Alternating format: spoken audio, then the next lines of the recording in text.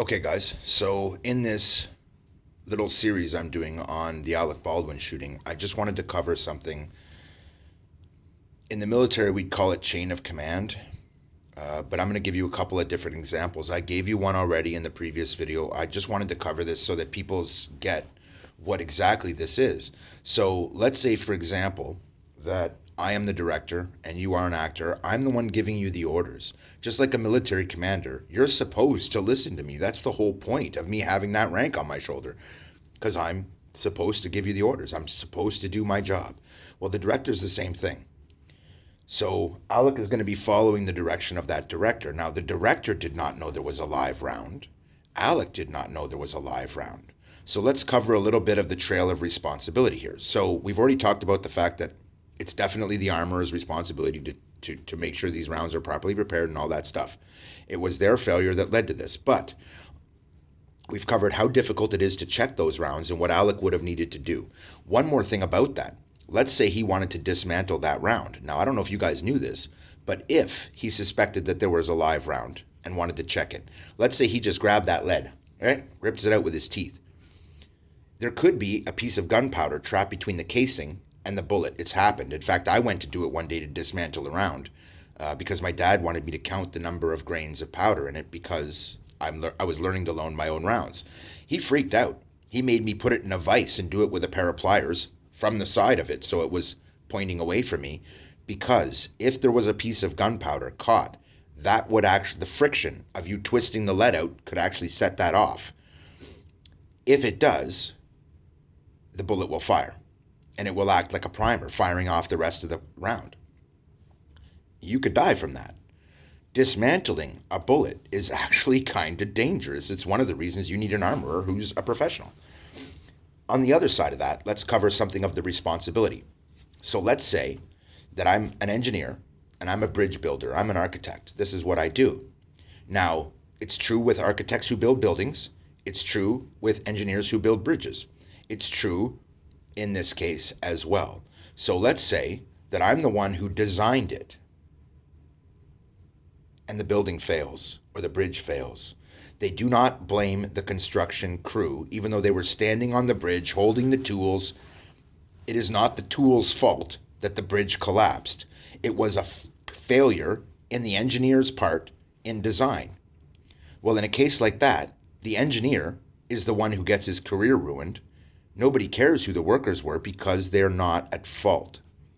But in this case, everybody seems to want to blame Alec, when it was the armorer who engineered the rounds, who put the gun in his hand.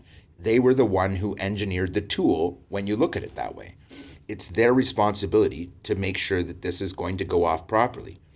Now, a lot of people have said, okay, well, he's a producer and all the producers are responsible. If that was the case, that'd be understandable, I guess, because the producers are hiring people and you say, well, they should have known she was an incompetent boob. Hey, you ever heard of giving somebody a chance? Giving somebody a shot? In addition, budgets have to be adhered to. It's not a super high budget movie from what I hear, you might think. No, it is. I mean, look at the actors that are involved. These guys weren't working for cheap.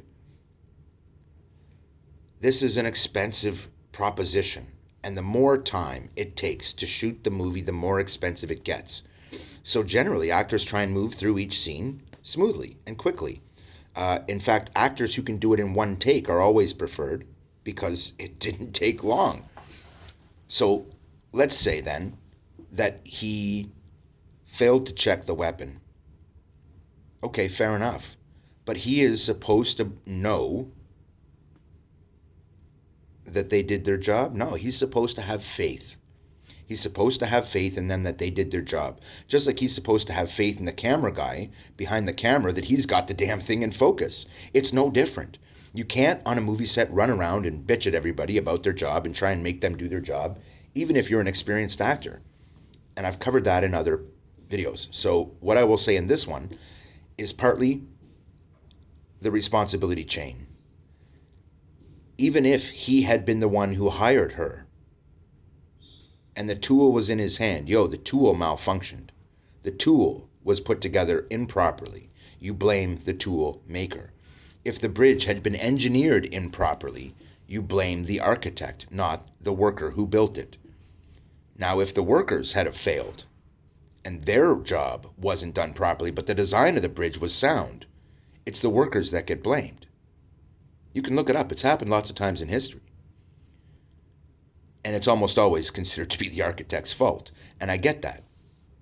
The problem is, he was not the producer that did the hiring of the armorer, from what I'm hearing. But nobody wants to say who did. Well, isn't that kind of weird? Anyway, this is going to be the end of my rant on this. I just find it appalling that everybody's jumping to blame him, but people aren't really looking at the details. For one, there are a lot of reasons that could have gone off if he pulled back the hammer, even if he didn't touch the trigger. With enough wear on that little metal outcropping, it no longer engages. And when he pulled the hammer back, there'd be a very little click. And when he let it go, it would fire. That's a possibility too. I see a lot of possibilities here as to where the failure came in.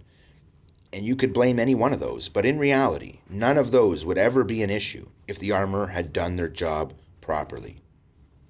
The blame lies on the armorer. Now, I wanted to cover another thing here. There were 2 previous situations on set where an accidentally discharged round happened, as I mentioned in the last video. At that point, they could have fired the armorer. They should have. To be perfectly honest, that was their failure as producers. Not hiring her in the first place, failing to fire her when they saw that this was an issue. But getting another armorer in might be difficult and time-consuming. Plus, people make mistakes. So, they assume that she'll correct her mistake, and we've covered that as well, how she could have corrected that mistake by checking all the rounds, by weighing them.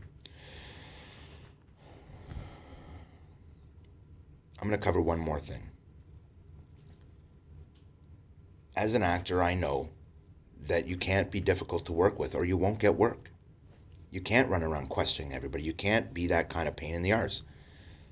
And as such, you really need to have some faith in the cameraman, in the AD, and all these other people that are doing their jobs. You have to trust them. And this is where the failure comes. Because if you're trusting someone who didn't do their part, it's no different than trusting a cheating partner who gives you AIDS. How is it your fault? Keith out.